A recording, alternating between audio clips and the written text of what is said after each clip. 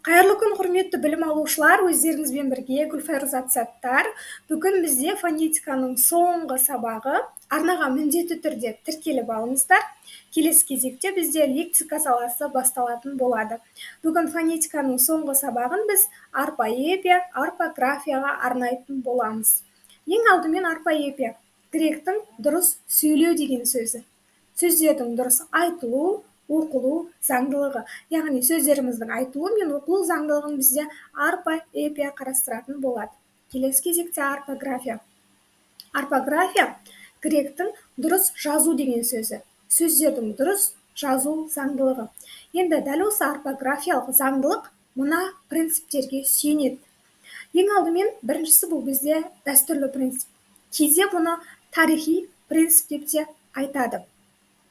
Сөздің түбірі немесе оның қайдан шыққандығы ескерілмейді. Белгілі бір сөздердің бір кездегі қалпы қалыптасқан күйінде сақталып жазылады. Мысалы, айуан деген сөзді алайық. Бұл сөзде байқасаңыздар, біз фонетиканың бірінші сабағында айтқан болатынбыз. И плюс у. Бұл бізде ю деген әріпті береді деп. Бұл жерде, яғни осында бір қателік кетіп тұр. Тиуана дегенде де сол. И плюс у бізде юды беру керек. Бота көз емес, бота көз болу керек. Аман келді емес, аман келді болу керек. Жазды күні емес, жазды күні болу керек. Алайда тарихи принциптің заңдылығы бойынша бізден алдыңғы лек, біздің ата-бабаларымыз бұл сөздерді қалай жазды, біз де солай жазуымыз керек. Дәстүрлі принцип дегеніміз осы. Келесі морфологиялық принцип. Сөздердің түбір тұлғалары сақталынып жазылады.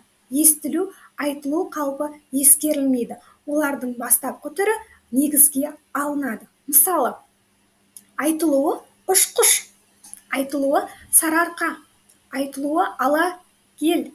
Алайда бұлардың айтылуы ескерілмейді, оларды біз дұрыс жазуымыз керек. Ұшқыш емес, ұшқыш. Сары арқа емес, сары арқа. Сарыағаш дегенде сөз бар, иә? Ол жерде айтқан кезде біз ы-ны түсіріп тастаймыз. Сар ағаш дейміз. Алайда жазылу кезінде міндетті түрде болуы керек. Морфологиялық принцип дегеніміз осы. Келесі бізде фонетикалық принцип.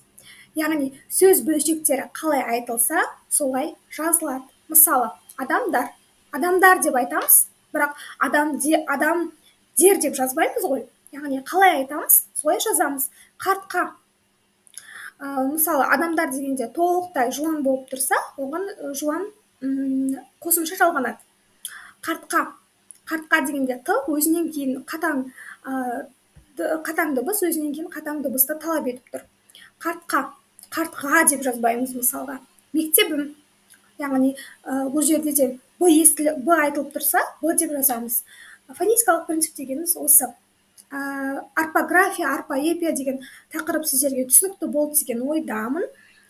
Бұл бізде фонетиканың соңғы сабағы. Міндетті түрде арнаға тіркеліп алыңыздар. Келесі бізде лексика басталады.